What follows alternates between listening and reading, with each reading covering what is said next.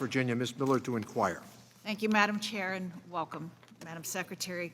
By all appearances and actions, from the first day in office, President Biden and his administration have declared a war on American energy production.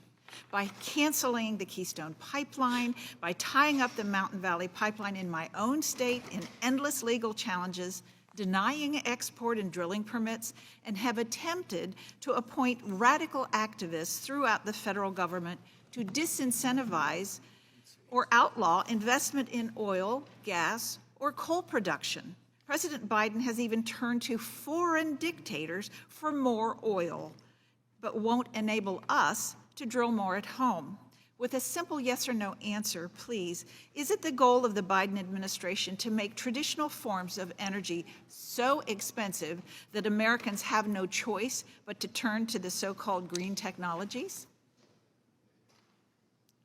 Over time, it's important to transition away from fossil fuels So to that's a address yes. climate change.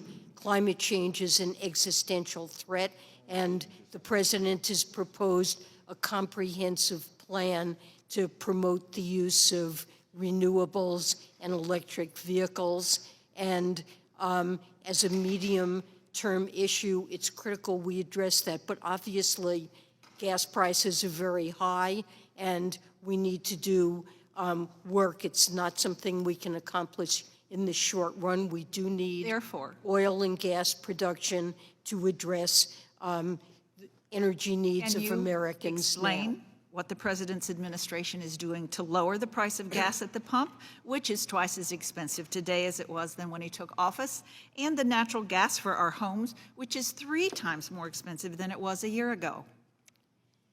These are global markets, mainly certainly for oil, although not for natural gas. And oil prices have risen globally, most recently and dramatically because of Russia's war on Ukraine. And Europe is committed to reducing its dependence on Russian oil and promoting renewables in the process. And in the short term, the president has allowed an historic release of 1 million barrels a day from the Strategic Petroleum Reserve to allow time for domestic producers to respond to higher prices and ramp up their production. Thank you so much, because I do respectfully disagree with part of what you say, if not most of it. You know, our producers need a certainty that their investments can be made, and this administration's done nothing to promote a business-friendly environment. I also don't believe that we should be putting our national security at risk by tapping our reserves, especially when our domestic producers have the capability to supply our consumers with everything that they need.